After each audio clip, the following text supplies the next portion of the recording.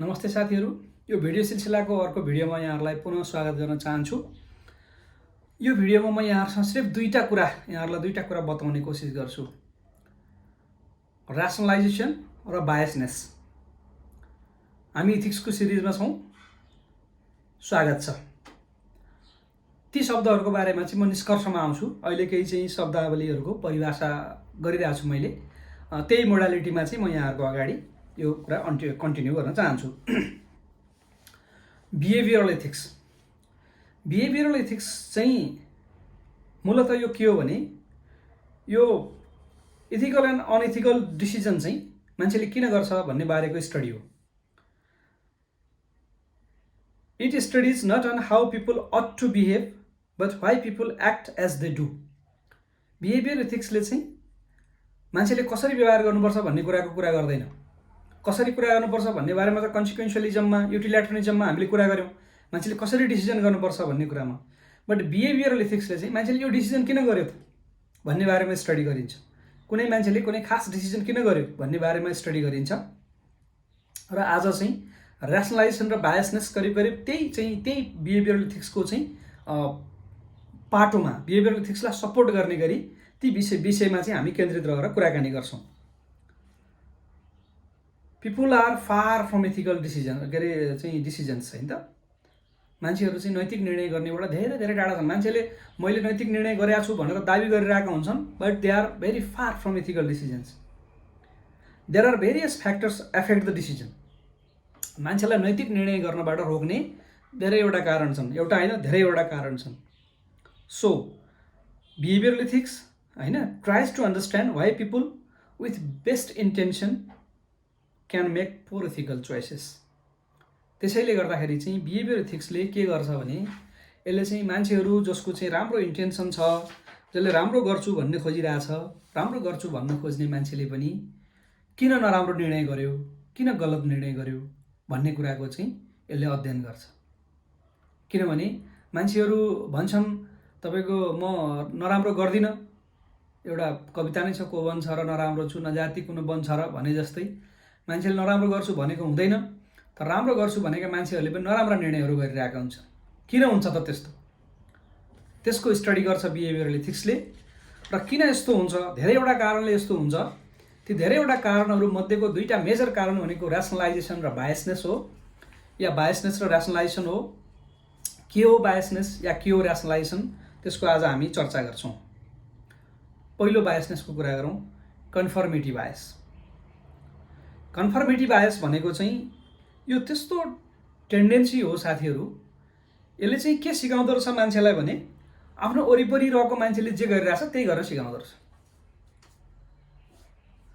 It is the tendency people have to behave like those around them rather than using their personal judgement. आफ्नो व्यक्तिगत न्यायिक या विवेकी judgement नगरिकन आफ्नो वरिपरिका मान्छेले जे गरिरहेछन् त्यही गर्ने। अब यो त तपाईँको चाहिँ यतिमै काफी छ कन्फर्मिटी बायसलाई व्याख्या गर्नलाई। मैले इक्जाम्पल दुईटा तिनवटा इक्जाम्पल दिन नै पर्दैन।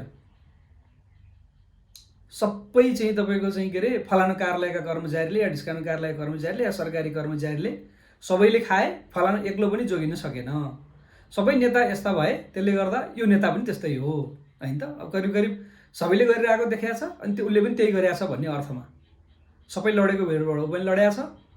यस्तो खालको चाहिँ बिहेभियर हुँदो रहेछ, एटिट्युड डेभलप हुँदो रहेछ। मान्छे जब कुनै चाहिँ काममा इन्भल्भ भइसकेपछि, कुनै चाहिँ व्यवहारमा परिसकेपछि उसले चाहिँ कन्फर्म गर्दो रहेछ आफ्नो चाहिँ कोवर्करको, आफ्नो कलिग्सको भनेको तिनीहरूको नक्कल गर्दो रहेछ। उनीहरूले जे गरेका छन् त्यही गर्दो रहेछ।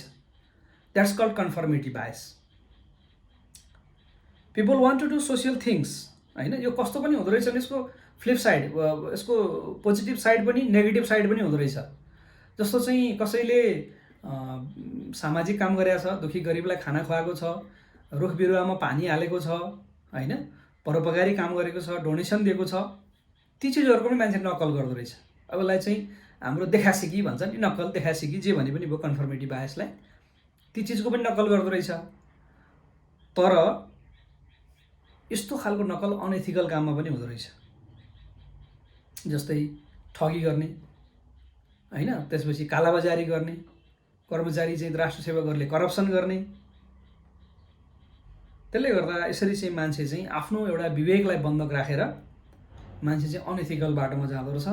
कन्फर्मिटी बायस यो चाहिँ साह्रै डरलाग्दो एउटा चाहिँ इथिकल एउटा खाडल हो।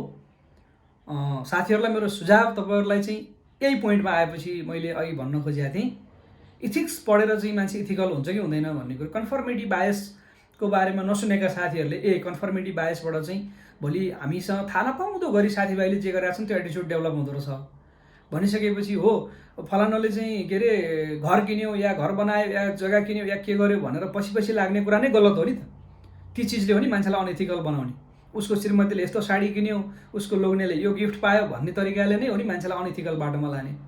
सो अभोइड दि कन्फर्मिटी, होइन? कन्फर्म गर्न छोड्नुहोस्, नक्कल गर्न छोड्नुहोस्, अरूको देखासिकी गर्न छोड्नुहोस्, आफ्नो इथिकल स्ट्यान्डर्डलाई कम्प्रोमाइज नगर्नुहोस्। तपाईँले चाहिँ त्यो इथिकल स्ट्यान्डर्डलाई कम्प्रोमाइज गर्नुभयो भने तपाईँलाई धेरै कठिन हुन्छ भन्ने कुरा चाहिँ कन्फर्मिटी बायसको थ्योरीले कुरा गर्छ। त्यसपछि अर्को चाहिँ यस्तै तर अलिकति फरक विषय छ, युफिमिजम।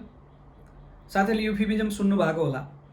युफिमिजम भनेको चाहिँ एकदम हार्स कुरालाई, एकदम गलत अथवा खराब, एकदम कठिन या अप्ठ्यारो कुरालाई चाहिँ सजिला शब्दावलीमा चाहिँ व्याख्या गरिदिने र त्यसलाई चाहिँ ग्रहण गरिदिने। व्याख्या गरिदिने त एउटा पाटो हो, त्यसलाई ग्रहण गरिदिने, होइन? जस्तो चाहिँ फलानु मर्यो भन्नको सट्टा स्वर्गवास भएछ उहाँको भने जस्तै, त्यसरी अलिकति फरक तरिकाले चाहिँ, होइन? अब जस्तो चाहिँ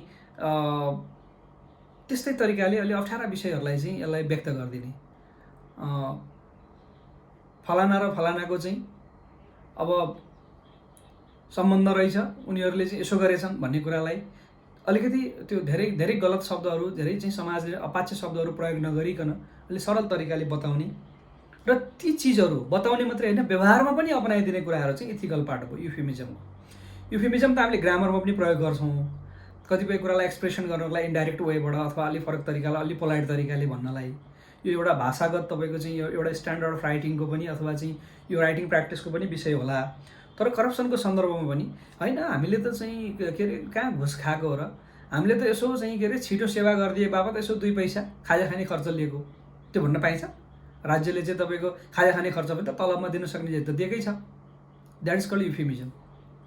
अझ सप्लाई साइडबाट होइन, हामीले त कर्मचारीलाई कहाँ करप्सन गराएको हो र या घुस दिएको हो र, यसो हाम्रा फाइलमा यसो चक्का हालिदिएको, यसो चाहिँ तेल घसिदिएको फाइलमा, द्याट्स कल्ड युफिमिजम, होइन? यो चाहिँ हामीले करप्सन गऱ्यौँ, मैले भ्रष्टाचार गरेँ या उसले चाहिँ मैले भ्रष्टाचार गर्न मद्दत गरेँ या मैले घुस खुवाएँ नभनेर युफिमिजमका शब्दहरू। त्यो युफिमिजम शब्दमा मात्रै प्रयोग भएको छैन, व्यवहारमै प्रयोग भएको छ।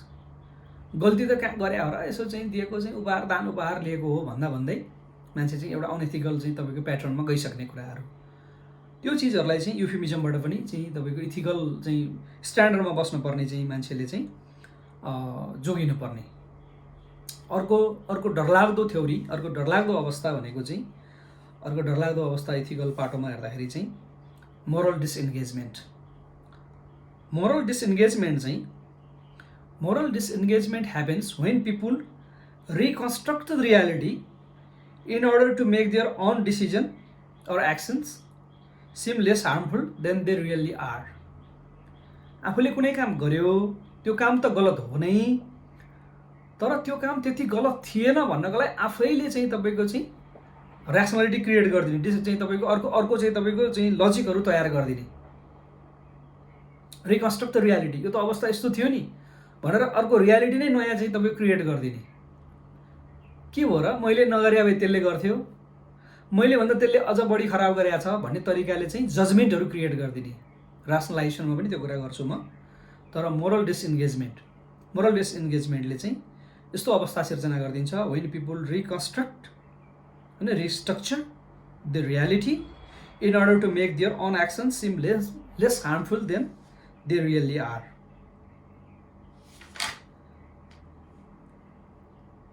अर्को चाहिँ पाटो भनेको फ्रेमिङ चाहिँ यो इथिकल बिहेभियरभित्रको अर्को पाटो। फ्रेमिङले चाहिँ कुनै पनि व्यक्तिलाई ऊ संलग्न भएर गर्नुपर्ने कुनै डिसिजनको बारेमा, त्यो डिसिजन कुन हदसम्म सही हो या कुन हदसम्म गलत हो भनेर बनाउने जुन फ्रेम छ, त्यसले त्यो व्यक्तिलाई चाहिँ अनइथिकल पाटोमा लैजान सक्ने र त्यसले चाहिँ इथिकल स्ट्यान्डर्डमा रोक्न सक्ने कामहरू गर्दो रहेछ। उदाहरणको लागि चाहिँ कसैले जङ्गल फडानी गर्दैछ, त्यसलाई एकजना मान्छेले देख्ला, यसले त खेती गर्नको लागि जग्गा सम्झाइरहेछ।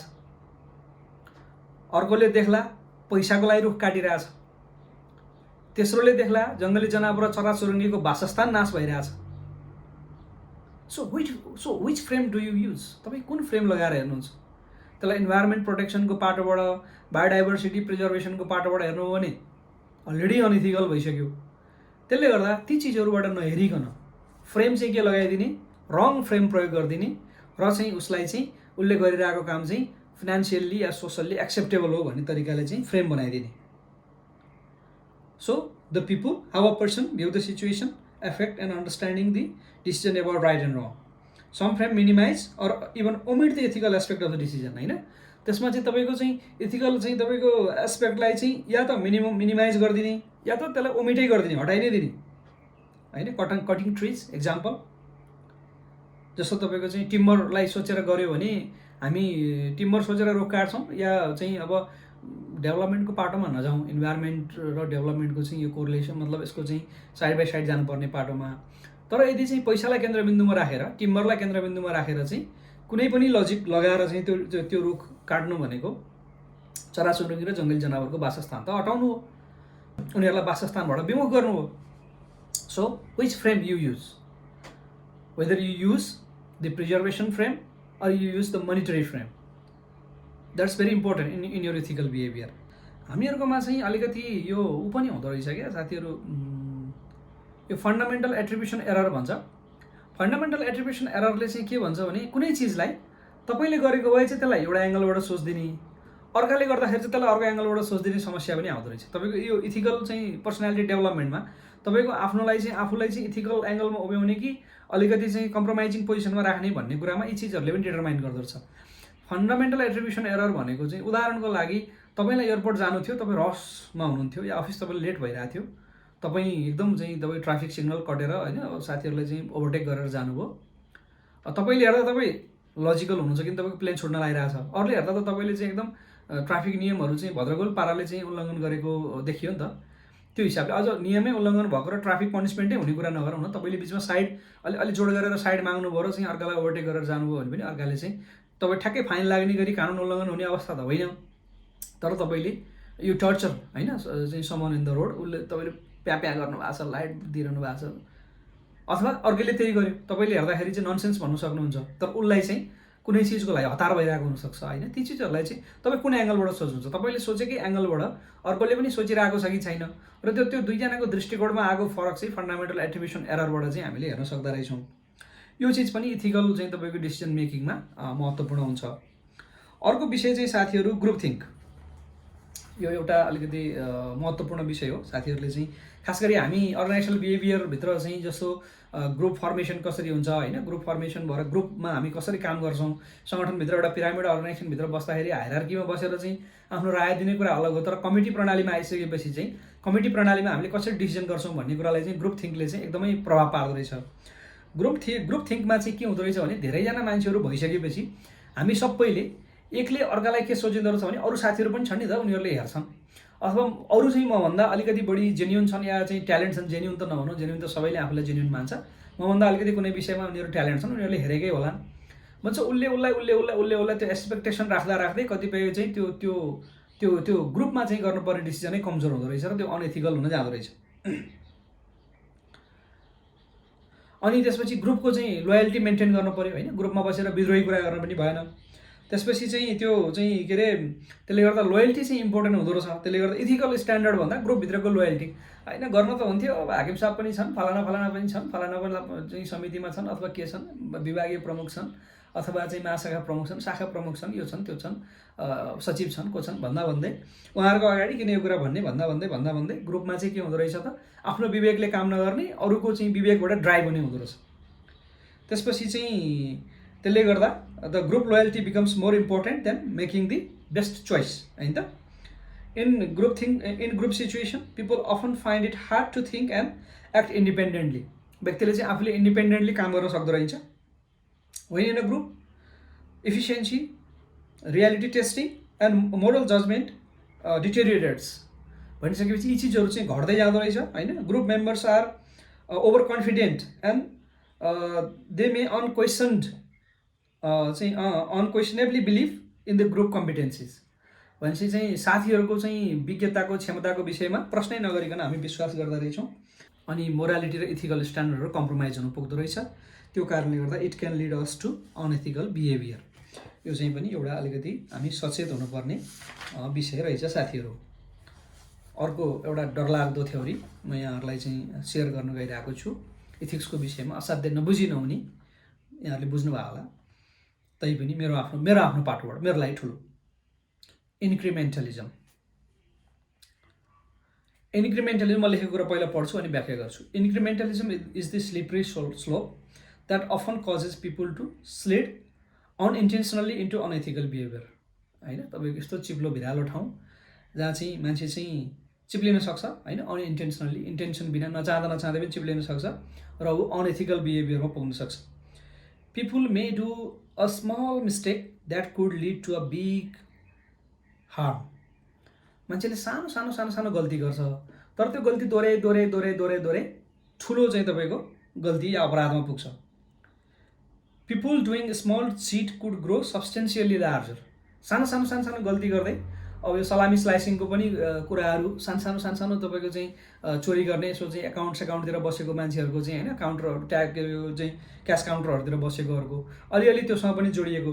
त्यो बाहेक पनि people doing small cheat could grow substantially larger. हाम्रो चाहिँ यातायात कार्यालय इटहरीको केस यहाँले सुन्नु भएकै छ। करिब 60-65 करोड अदालतले चाहिँ मुद्दा स्थापित त गरेको छैन, तर चाहिँ अहिलेकै सन्दर्भमा कुरा गर्दा 65-70 करोड रेभेन्यू कसरी चाहिँ तपाईँको कर्मचारीको खातामा जान सक्छ भन्नु त।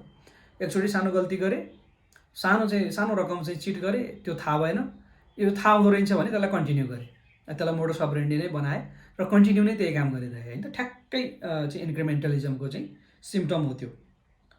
एडिसनल्ली this unethical behaviour could become routine wrongdoings होइन, रुटिन होइन। अनि wrongdoers may never realise that they are making a life changing decision. अनि त्यसपछि when they make small unethical choice. गल्ती गर्ने मान्छेले, सानो गल्ती गर्ने मान्छेले रियलाइजै गरेको हुँदैन अरे मैले चाहिँ मेरो जीवन नै परिवर्तन हुने खालको निर्णय मैले गरिसकेँ भन्ने कुरा उसलाई थाहै हुँदैन। त्यसपछि चाहिँ but the people don't realise that the frontier or border is already crossed. त्यसले गर्दा मान्छेलाई थाहै हुँदैन कि उसले चाहिँ सीमा नागिसकेको एउटा बोर्डर, इथिक्स र चाहिँ अनएथिकल बिहेभियर बिचको चाहिँ तपाईँको सीमा बोर्डर नागेर आफू चाहिँ अनएथिकल बिहेभियरमा पसिसकेको, स्लिपरी स्लोपमा एउटा एकदमै चिप्लो भिरमा खसिसकेको र आफू त्यहाँबाट फर्किनै नसकिने गरी चाहिँ त्यो ट्र्यापमा परिसकेको मान्छेले थाहै पाउँदैन अरे। त्यसैले गर्दा इन्क्रिमेन्टलिजमबाट चाहिँ जहिले पनि चाहिँ हामी चाहिँ सचेत हुनु पऱ्यो। सानो गल्तीले चाहिँ त्यसरी त्यहाँ पुर्याउँछ।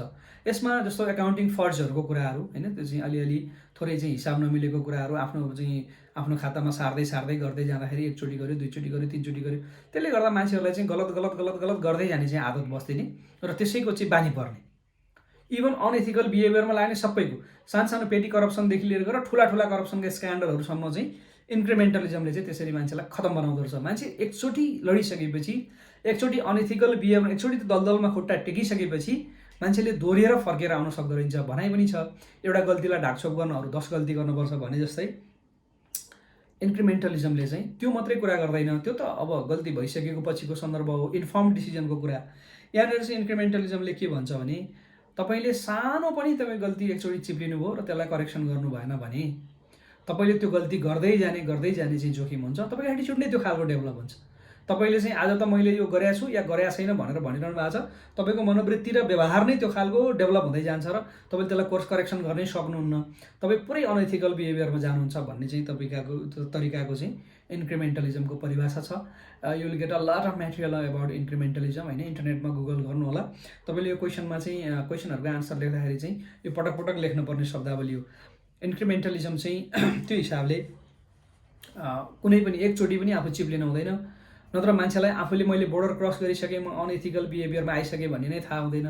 अब यो कुनै बेला कानुन कार्यान्वयन गर्ने निकायले थाहा पाउलान् नपाउलान्, छानबिन होला नहोला, कसैले गरेको गल्ती उसको जीवनभरि पत्ता लाग्ला नलाग्ला, तर कुनै पनि व्यक्तिलाई आफूले गरेको गल्ती आफूलाई थाहा हुन्छ।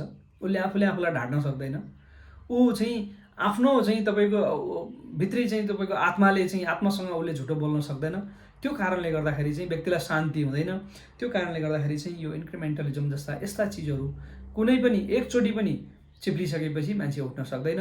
त्यो कारणले गर्दा एथिक्सको पाटोमा, नैतिक मूल्य मान्यताको पाटोमा चाहिँ हाम्रा आवश्यकता असीमित छन्, हाम्रा चाहिँ चाहना असीमित होलान्, हाम्रो समाजले, हाम्रो परिवारले हामीसँग त्यस्तै खालको अपेक्षा गर्ला, तर पनि हामीले एउटा पनि गल्ती गर्नु हुँदैन भन्ने कुरा चाहिँ इन्क्रिमेन्टलिजमको थ्योरीले कुरा गर्छ साथीहरू। अर्को यस्तै एउटा थ्योरी छ चाहिँ हामी एथिकल बिहेभियरको कुराहरू गरिरहेछौँ।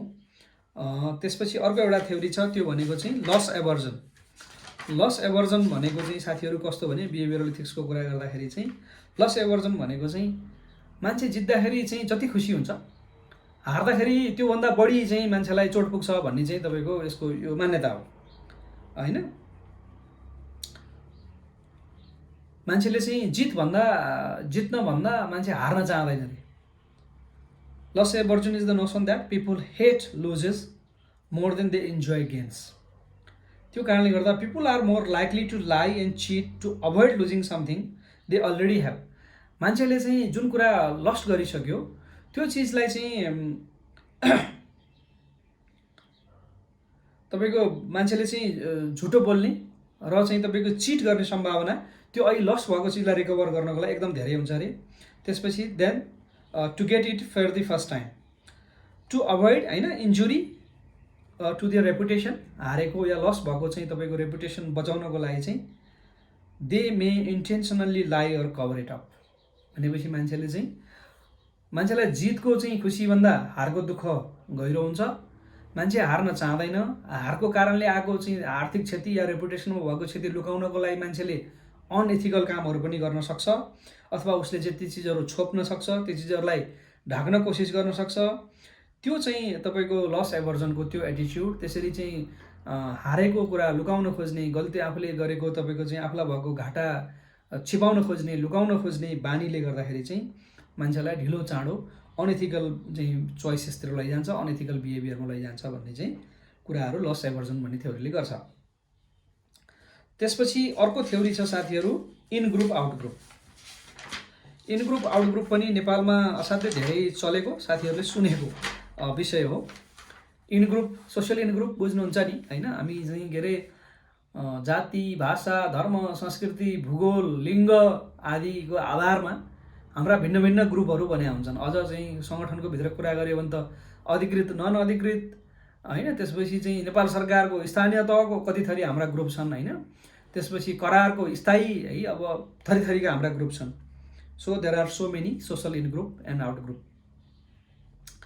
In group out group tendency चाहिँ के हुँदो रहेछ साथीहरू भने पनि नभने पनि, व्यक्त गरे पनि नगरे पनि, चाहँदा पनि नचाहँदा पनि इन ग्रुपलाई, इन ग्रुप भनेपछि एउटै समुदायभित्र परेको इन ग्रुप भयो, त्योभन्दा भिन्न भएपछि आउट ग्रुप भयो। जुन पनि तपाईँको कोही कुनैमा इन भयो, कोही कुनैमा आउट भयो।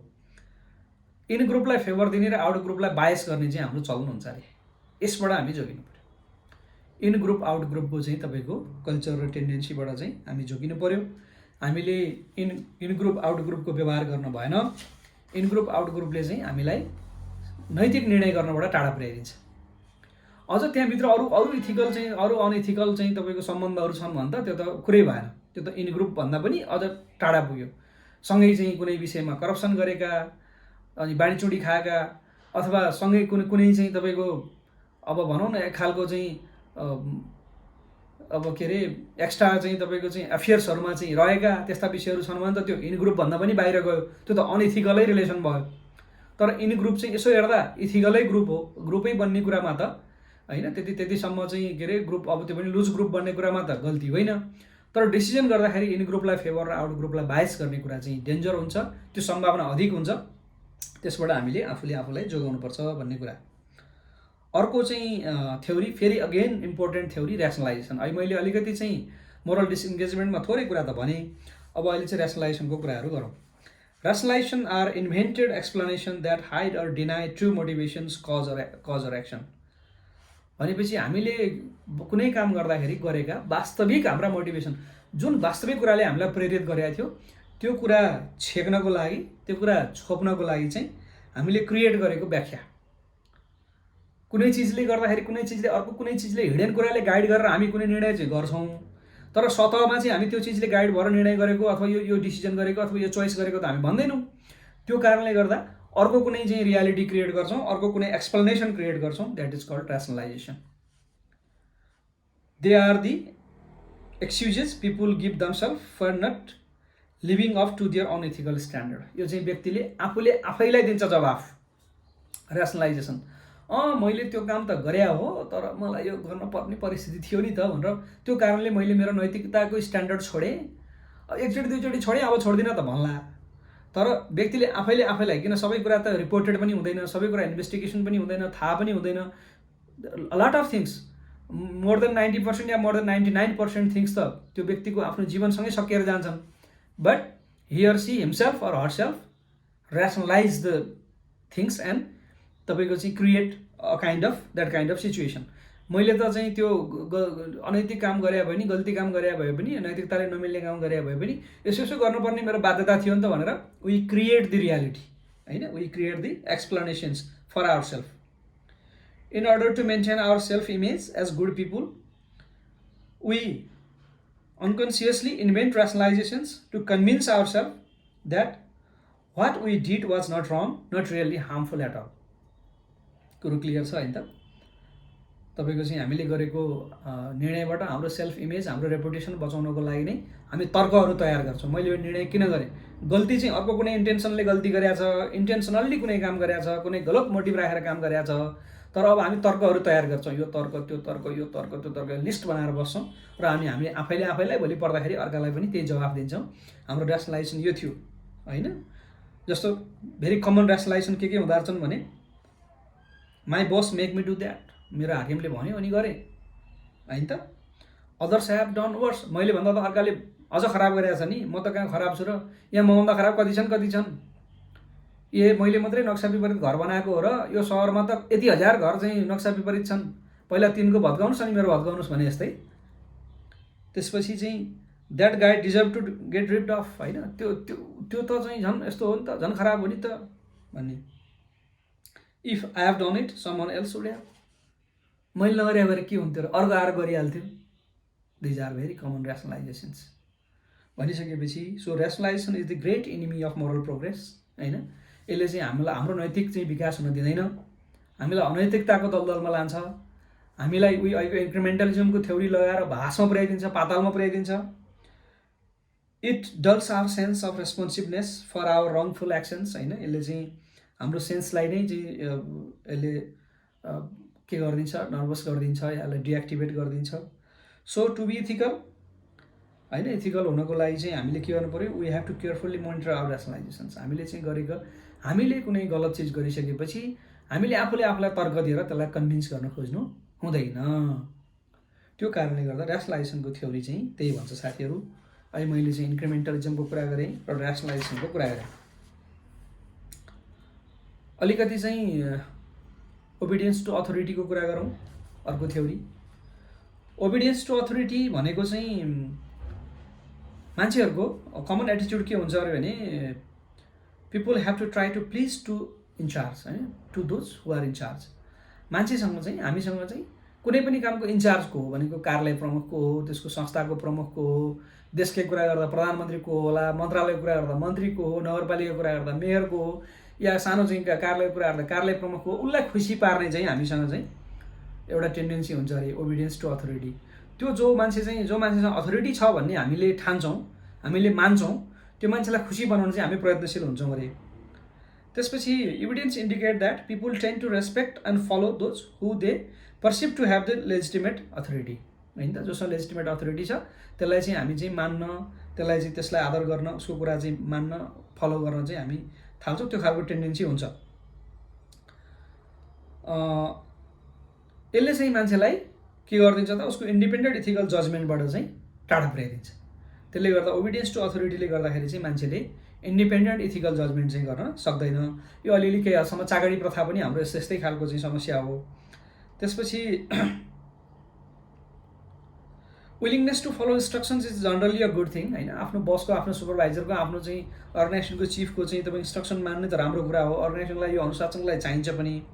But blind obedience to those in charge can have unfortunate consequences when that lead होइन to lack the ethical conviction दमसेल्भ्स।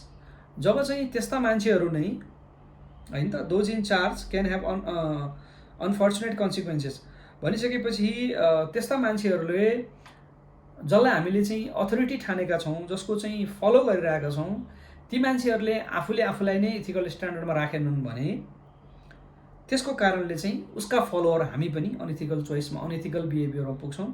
त्यसले गर्दा ओबिडियन्स टु अथोरिटी अर्गनाइजेसनको सन्दर्भमा नराम्रो कुरा होइन, तर चाहिँ हामीले चाहिँ के अरे बिहेभियर गर्दा या डिसिजन गर्दाखेरि चाहिँ हाम्रो इन्डिपेन्डेन्ट इथिकल जजमेन्टलाई चाहिँ हामीले मर्न दिनु हुँदैन भन्ने चाहिँ यसको चाहिँ सार हो, यो थ्योरीको सार हो।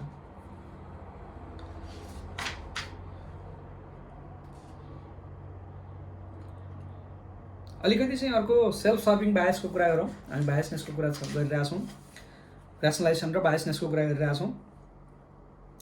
Self serving bias, self serving bias is the tendency people have to seek out information and use it in the ways that advance their own self interest होइन त। भनेपछि कस्तो खालको चाहिँ व्यवहार भने सेल्फ सर्भिङ बायस चाहिँ इज द टेन्डेन्सी, त्यस्तो खालको tendency people have to seek out information होइन सूचना लिने and use it in the ways that advance their own self interest, व्यक्तिको आफ्नो चाहिँ सेल्फ इन्ट्रेस्टमा चाहिँ त्यसलाई परिचालन गर्ने। So people make decision that serve themselves in ways that other people might view as unethical.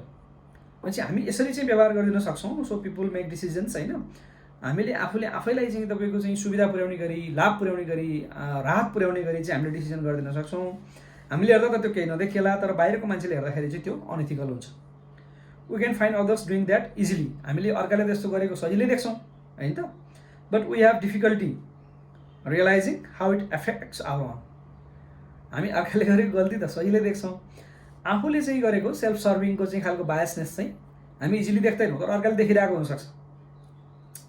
त्यसले गर्दाखेरि त्यसले हामीलाई हानि पुर्याइरहेको हुनसक्छ। Indeed it can cause even the most well intentioned of us to completely overlook our own bad actions. यसले गर्दाखेरि चाहिँ हामीले राम्रो गर्छु भन्दै पनि यसले चाहिँ हाम्रा गलत क्रियाकलापहरूबाट चाहिँ पर्दा डालिदिन्छ र त्यतातिर चाहिँ हाम्रो दृष्टि पुग्न सक्दैन। त्यो कारणले गर्दा सेल्फ सर्भिङ बायसबाट पनि हामी जोगिनुपर्छ। हामीले हाम्रा डिसिजनहरू गर्दा, हाम्रा व्यवहारहरू गर्दा कतै मैले चाहिँ सेल्फ सर्भिङ बायसको कुराहरू त गरिरहेको छैन, कतै यी चिजहरू त भइरहेका छैनन् भन्ने कुराहरूलाई पनि हामीले चाहिँ ध्यान दिनुपर्छ। यसै गरी अर्को एउटा बायसनेस छ over confidence bias. Over confidence bias is the tendency people have to more confident in their own abilities than it's objectively reasonable होइन त। मान्छेलाई चाहिँ आफ्नो वास्तविक क्षमताभन्दा बढी क्षमतावान छु भन्ने घमण्ड र त्यही ओभर कन्फिडेन्सले गर्दा अनइथिकल डिसिजन हुन पुग्ने। Generally people believe that they are more ethical than their चाहिँ competitors, coworkers and peers. Interesting होइन त। मान्छेले के ठान्छ भने, के ठान्दो रहेछ अरे भने आफ्नो चाहिँ सहकर्मीहरूभन्दा, आफ्ना साथीभाइहरूभन्दा म चाहिँ बढी इथिकल छु भन्ने ठान्छ अरे है। Because of over confidence bias, त्यही चाहिँ तपाईँको बढी चाहिँ तपाईँ ओभर कन्फिडेन्सले गर्दा, आत्मविश्वासले गर्दाखेरि चाहिँ मान्छेले चाहिँ नैतिकताको विषयलाई हल्का फुल्का रूपमा लिइदिन्छ होइन। They take the ethical issues lightly. Overconfidence in our moral character can cause us to act without proper reflection and that is when we are most likely to act unethically. ओभर कन्फिडेन्सले गर्दाखेरि चाहिँ हाम्रो moral character चाहिँ तपाईँको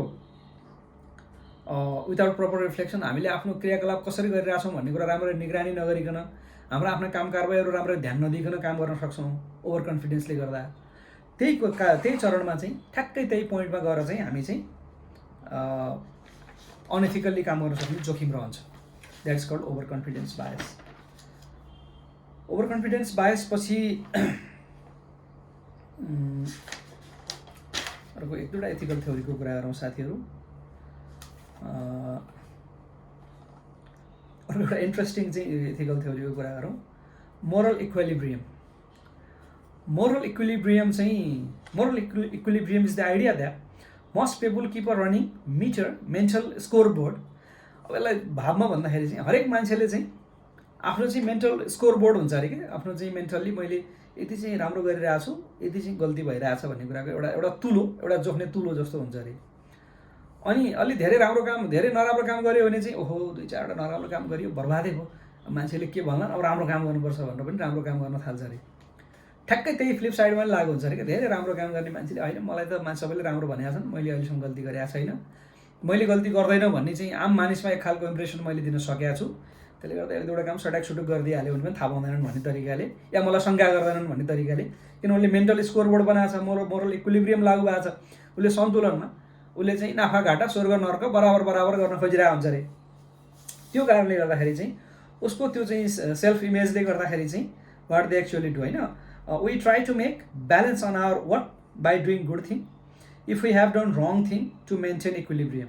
it also called moral compensation. यो moral compensation पनि भन्दो रहेछन्। Interestingly if we have done something good we may give our self permission to ignore our ethical standards. भनेपछि धेरै राम्रो राम्रो गर्दै आएको मान्छेले पनि ठिक छ एक दुईचोटि भनेर तपाईँ आँखा चिम्लिने जोखिम हुन्छ अरे। कति खतरा छ हेर्नु त theory. This is also called moral licensing होइन। अब अघि चाहिँ मोरल कम्पेन्सेसन पनि भन्यो र मोरल लाइसेन्सिङ पनि भन्दो रहेछ। अनैतिक काम गर्नको लागि तपाईँले आफूले आफूलाई दिने licence. So it's very dangerous. So our tendency to maintain moral equilibrium may mean that we will act unethically होइन त। त्यसले गर्दा हामीले अनैतिक काम गर्ने सम्भावना हुन्छ। So we must guard against our natural inclination to give our self permission to depart from our usual moral standard. भनिसकेपछि हामीले आफूले आफूलाई हाम्रो नैतिक चाहिँ एउटा जुन मूल्य मान्यताको एउटा सीमा, एउटा धरातल, एउटा रेखा जुन कायम गरेको छ त्यहाँबाट दायाँ बायाँ गर्छौँ कि गर्दैनौँ भन्ने कुराको एकदम रेगुलरली गार्ड गर्नु पऱ्यो, मोनिटरिङ गर्नु पऱ्यो। अदरवाइज मैले चाहिँ धेरैवटा चाहिँ राम्रो काम गरेँ, अब एउटा चाहिँ गरिहालौँ केही बदमासी भनेर चाहिँ मान्छेले अनएथिकल काम गर्ने सम्भावना हुन्छ अरे। हामीले आफूले आफूलाई नै लाइसेन्स दिने सम्भावना हुन्छ अरे। त्यहाँ मोरल कम्पेन्सेसनको चाहिँ गरिदिने खालको सम्भावना हुँदो रहेछ। त्यसपछि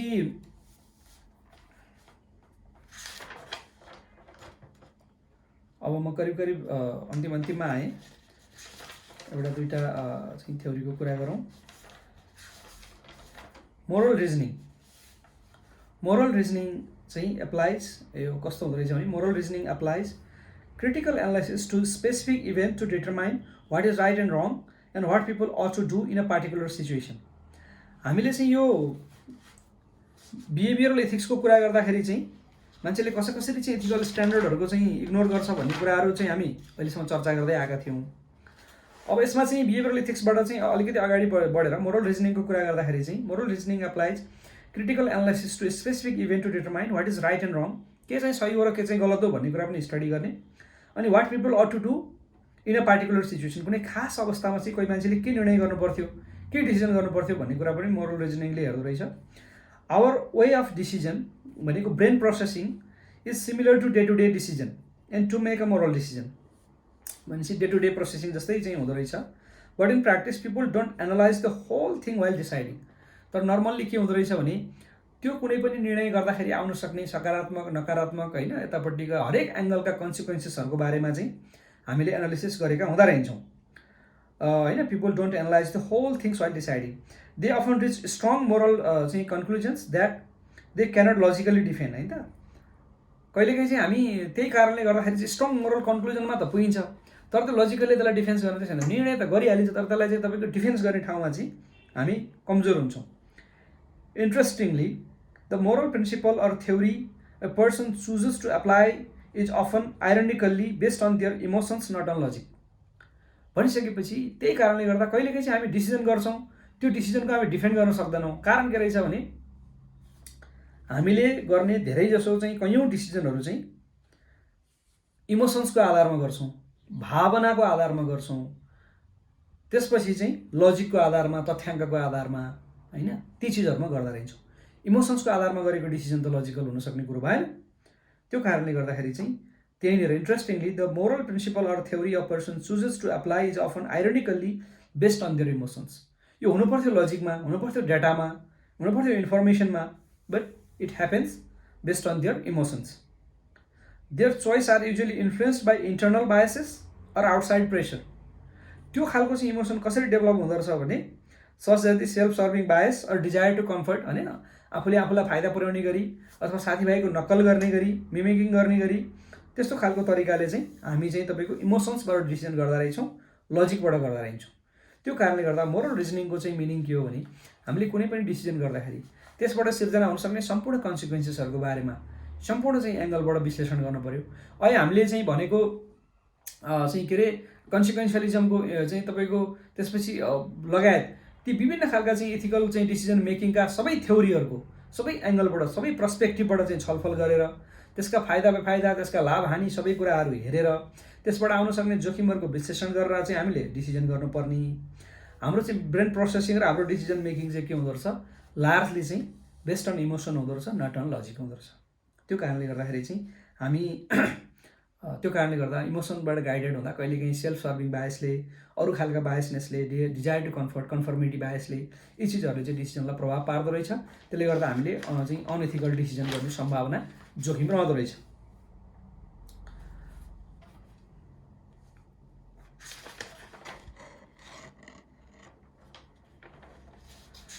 त्यसले गर्दा अब अन्तिममा अब मैले धेरै कुराहरू गरेँ, यो भिडियो अलि लामो पनि हुन्छ कि जस्तो लाग्यो। अन्तिममा चाहिँ मोरल इमेजिनेसनको कुरा गरौँ। Moral imagination means envisioning the full range of possibility in a particular situation in order to solve an ethical challenge. अहिले भने जस्तै खालको चाहिँ अघि हामीले सबै एङ्गलबाट चाहिँ सोच्नुपर्छ भनेर जुन मोरल रिजनिङमा कुराहरू गरिएको थियो, मोरल रिजनिङमा हरेक एस्पेक्ट हेर्नुपर्छ भनेको थियो, मोरल इमेजिनेसनले पनि त्यही कुरा गर्यो। आउन सक्ने जोखिमका अथवा आउन सक्ने पोसिबिलिटी, निर्णयको लागि उपलब्ध हुन सक्ने सबै विकल्पहरूको चाहिँ खोजी गर्ने कुराहरू। Envisioning the full range of possibilities in a particular situation in order to solve an ethical challenge. Acting morally often requires more than just strength and character, होइन त। इथिकल्ली चाहिँ काम गर्नको लागि चाहिँ स्ट्रेन्थ र क्यारेक्टर मात्रै भएर भएन। मोरल एक्सन रिक्वायर्स इम्प्याथी पनि चाहियो, and the awareness to discriminate what is morally relevant in a given situation, होइन। कुनै खास अवस्थामा चाहिँ के निर्णय गर्न उचित हो भन्ने कुरा पनि हामीले चाहिँ जानेको हुनु पर्यो। Indeed moral imagination combined with creativity and moral courage enables both individual and business to act more ethically in society. भनेपछि चाहिँ मोरल इमेजिनेसन, त्यसमा पनि चाहिँ तपाईँको मोरल करेज र त्यसपछि बिसिएपछि त्यसले चाहिँ हामीलाई बिजनेसमा अथवा सरकारी निर्णय प्रणालीमा मोर एथिकल डिसिजनहरू गर्न या समाजमा मोर एथिकल डिसिजन गर्न चाहिँ सघाउँछ। त्यसले गर्दा मोरल इमेजिनेसन चाहिँ मोरल डिसिजन मेकिङको लागि चाहिँ जरुरी छ। यस्तै अर्को विषय छ प्रोसोसल बिहेभियर। प्रोसोसल बिहेभियरले चाहिँ के गर्छ भने हामीले कामहरू गर्दाखेरि चाहिँ हामीले हाम्रा चाहिँ के अरे व्यवहारहरू गर्दा, हाम्रा डिसिजनहरू गर्दाखेरि चाहिँ प्रोसोसल बिहेभियरको चाहिँ सामाजिक खालका चाहिँ व्यवहारहरू गर्नुपर्छ। प्रोसोसल बिहेभियर अकर्स, होइन, यो चाहिँ हाम्रा त्यो खालको चाहिँ बिहेभियरहरू डेभलप गर्नुपर्छ। Prosocial behaviour occurs when people act to benefit others rather than themselves, होइन। आफूलाई भन्दा अरूलाई फाइदा हुने गरी, समाजलाई फाइदा हुने गरी काम गर्नु पर्यो। अल्टुरिजम, मैले अहिले अल्टुरिजमको कुरा गरिसकेँ। त्यसपछि चाहिँ हिडोनिजमको कुरा गरेँ, सायद मैले अल्टुरिजमको कुरा गरेको छैन कि जस्तो लाग्छ। यो परोपकारी कामहरू गर्ने कुराहरू हो। त्यसपछि कोअपरेसन एन्ड केयर गिभिङ, होइन त, अर्कालाई सहयोग गर्ने अनि माया दिने कुराहरू, होइन, are the a few example of prosocial behaviour. Prosocial behaviour is the central part of morality. चाहिँ प्रोसोसल बिहेभियर चाहिँ तपाईँको मोरालिटीको चाहिँ एकदम केन्द्र नै हो, केन्द्रबिन्दु हो, मुटु हो भन्न सक्छौँ हामी। प्रोसोसल बिहेभियर इज त्यसपछि चाहिँ कन्टेजियस, होइन। यो चाहिँ अलिकति सरुवा रोग प्रकृतिको हुन्छ अरे, क्या चाहिँ तपाईँको देखासिकी गर्ने खालको हुन्छ अरे। People who see others act prosocially are more likely to do themselves, होइन। कसैले चाहिँ च्यारिटीमा डोनेट गरिरहेछ, कसैले बिरुवामा पानी हालिरहेछ, कोही वृक्षारोपण कार्यक्रममा गइरहेछ, कसैले भोलिन्टियर गरिरहेछ, होइन। कसैले चाहिँ यी खालका गतिविधिहरू, सामाजिक काममा संलग्न हुने कुराहरू, यी चाहिँ प्रोसोसल बिहेभियर हुन्। त्यसले गर्दाखेरि चाहिँ इथिकल जीवन जिउनको लागि चाहिँ सामाजिक जीवन जिउन प्रयास गर्नुपर्छ। पहिला त सोसलाइजेसनबाटै चाहिँ तपाईँको सामाजिक चाहिँ एक खालको चाहिँ एटिट्युडहरू डेभलप हुनु पऱ्यो र त्यसपछि पनि आफूलाई चाहिँ सकेसम्म बढी प्रोसोसल बिहेभियरमा इन्भल्भ गर्न पऱ्यो। सकेसम्म परोपकारी काममा, होइन, अल्टुरिस्टिक बिहेभियरहरू डेभलप गर्नु पऱ्यो। त्यसपछि चाहिँ कोअपरेसनका कुराहरू, केयर गिभिङका कुराहरू, डोनेसनका कुराहरू, सोसल चाहिँ सर्भिसका कुराहरू, च्यारिटीका कुराहरू, ती चिजहरूमा चाहिँ हामी इन्भल्भ हुनु पऱ्यो। त्यसरी चाहिँ प्रोसोसल बिहेभियर चाहिँ गर्नुपर्छ भन्ने कुराहरू चाहिँ यसमा गरियो। मैले एकदम नेगेटिभ कुराहरू गर्दै लिएर आएर मसँग नोटमा टिपेका विषयहरूको चाहिँ एक दुईवटा पोजिटिभ अहिले पछिल्लोचोटि चाहिँ, होइन। त्यसपछि मोरल इमेजिनेसनका कुराहरू, मोरल चाहिँ यी विषयहरू चाहिँ के अरे मोरल रिजनिङका कुराहरू, यी विषय गरेर चाहिँ हामीले यसलाई चाहिँ अब समअप गर्ने हिसाबले चाहिँ होइन पोजिटिभली कसरी लिन सकिन्छ भन्ने हिसाबले चाहिँ गर्दैछौँ होइन। मोरल रिजनिङका कुराहरू पनि गरियो, मोरल इमेजिनेसनका कुराहरू पनि गरियो, त्यसपछि प्रो सोसल बिहेभियरका कुराहरू गरियो, त्यसपछि एउटा चाहिँ अर्को भेल अफ इग्नोरेन्स भन्ने कुराबाट पनि गर्छु। भेल अफ इग्नोरेन्स चाहिँ तपाईँको अब इग्नोरेन्स अब यसलाई चाहिँ कुन अर्थमा लिने होइन, त्यसपछि ज्ञान या चाहिँ तपाईँको जानकारी या सूचना या चाहिँ तपाईँको चाहिँ ती विषयहरूबाट बाहिर बस्ने, अज्ञान बसेर इग्नोरेन्सभित्र चाहिँ बसेर भने चाहिँ कुनै जानकारी बिना होइन, मतलब त्यो खालको बायसनेस बिना भन्न खोजेको यसलाई largely veil of ignorance. All people are biased by their situations होइन, मान्छेहरू चाहिँ सिचुएसनबाट बाइस्ड हुन सक्छन्। So how can people agree on a social contract to govern how the world should work होइन, कसरी गर्ने भन्ने बारेमा त कसै न कसैले एग्री त गर्नु पऱ्यो। So veil of ignorance keep us from knowing who we are and identifying with our personal circumstances. Veil of इग्नोरेन्सले विषयवस्तु तथ्याङ्क या निर्णय गर्नुपर्ने चाहिँ विषयमा चाहिँ जानकारी नलिने भन्न खोजेको चाहिँ होइन। भेल अफ इग्नोरेन्सले चाहिँ म को हुँ र मेरो चाहिँ तपाईँको कर्तव्य के हो भन्ने कुरामा चाहिँ कर्तव्यको बाटो त बोध हुनु पऱ्यो, बाँकी चाहिँ आफ्नो चाहिँ बायसनेस नदेखिने गरी, आफ्नो स्वार्थ त्यहाँ नझल्किने गरी, आफू कुनै हिसाबले पनि त्यसमा इन्भल्भ नहुने गरी चाहिँ आफूलाई त्यो पर्दाभित्र राखेर निर्णय गर्नु पऱ्यो होइन त। त्यसपछि veil of ignorance keeps us from knowing who we are and identifying with our personal circumstances. By being ignorant to our circumstances we can more objectively consider how society should operate है।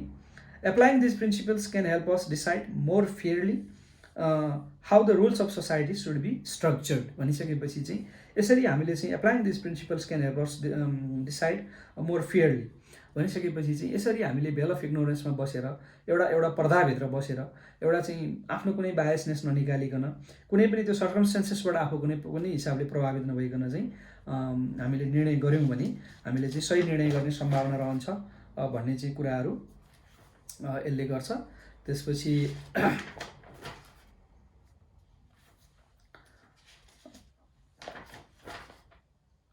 अनि अर्को एउटा विषय चाहिँ fiduciary duty.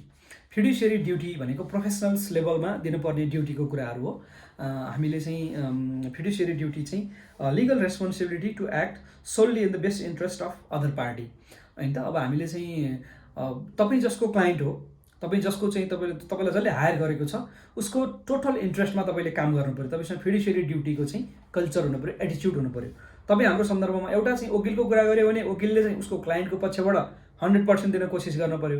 एउटा सिएको कुरा गऱ्यो भने सिएले चाहिँ उसको क्लाइन्टको तर्फबाट 100% इफोर्ट दिन कोसिस गर्नु पऱ्यो। हामी कर्मचारी, हाम्रो क्लाइन्ट भनेको को हो त? जनता होइन। हामी राज्यका चाहिँ तपाईँको चाहिँ हामी राष्ट्र सेवक होइनौँ भनेपछि राष्ट्र सेवक भनेको चाहिँ सार्वभौम सत्ता सम्पन्न भनेको त नेपाली जनता हुन्। त्यसले गर्दा अथवा चाहिँ जनताले चुनेको सरकार हो। त्यसले गर्दाखेरि चाहिँ हाम्रो चाहिँ फिड्युसियरी ड्युटी के हुनु पऱ्यो भने is the legal responsibility to act solely in the best interest of other party. हाम्रो अदर पार्टी भनेको पिपुल हो। हामीले चाहिँ we have to work solely in the full interest of other party. Fiduciary is trust. Fiduciary भनेको एउटा आफैमा ट्रस्टको कुरा, विश्वासको कुरा हो। Like a lawyer or a doctor to their client and patient होइन। एउटा डक्टर एउटा लयर जस्तै चाहिँ जसरी उनीहरूको ग्राहक या उनीहरूको चाहिँ बिरामीप्रति उनीहरू लोयल हुन्छन् त्यसरी नै हामी पनि जनताप्रति लोयल हुनु पऱ्यो। It is the legal obligation to maintain the trust of the client होइन। समथिङ लाइक प्रोफेसनल ड्युटी होइन, प्रोफेसनल ड्युटी जस्तै विषय पऱ्यो। Best interest of their client. त्यसपछि accidental breach of the duty is breach of ethics.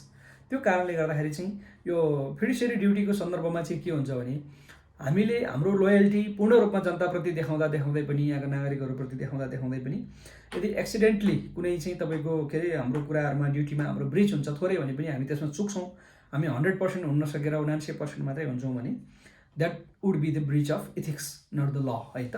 कानुनकै उल्लङ्घन भइसकेपछि त अब त्यसमा सजाय पाइहालिन्छ।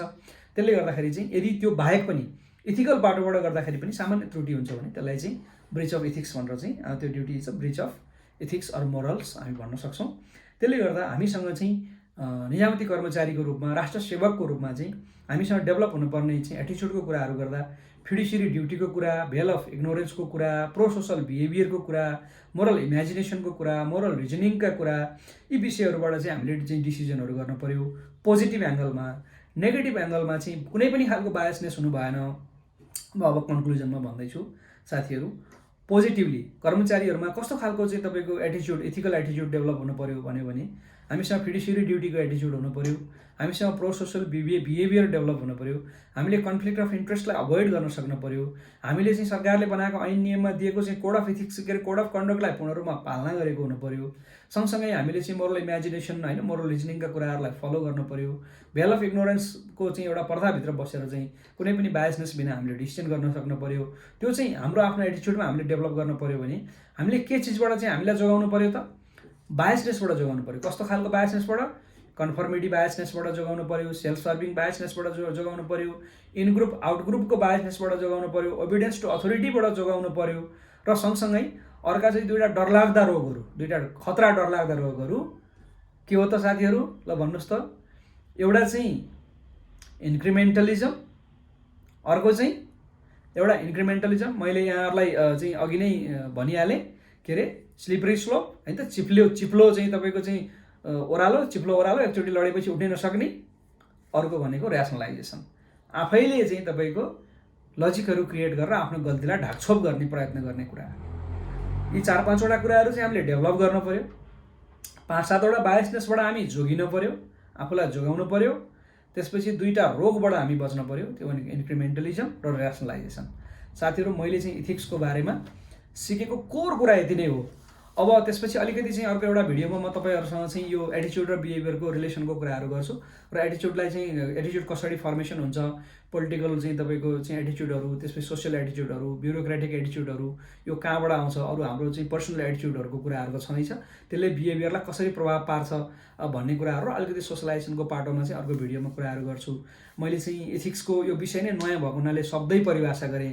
कतिपय साथीहरूलाई त एकदम चाहिँ यो टु सिम्पल एबिसिडी लाग्यो होला, कतिपय साथीहरूले शब्दै पहिलोचोटि सुन्नुभयो होला है। अब तपाईँहरू दुवै थरी साथीहरूसँग माफी चाहन्छु। अब मैले जे लिएर आएको थिएँ मैले त्यही नै यहाँहरूलाई पस्केको छु, मसँग जे थियो त्यही नै यहाँहरूसँग बाँडेको छु, मैले आफूसँग केही पनि नराखिकन यहाँहरूसँग बाँडेको छु। साथीहरू, मलाई माया गर्न नछोड्नु होला। अर्को भिडियोमा फेरि भेटौँला। हस् साथीहरू, नमस्कार, धन्यवाद।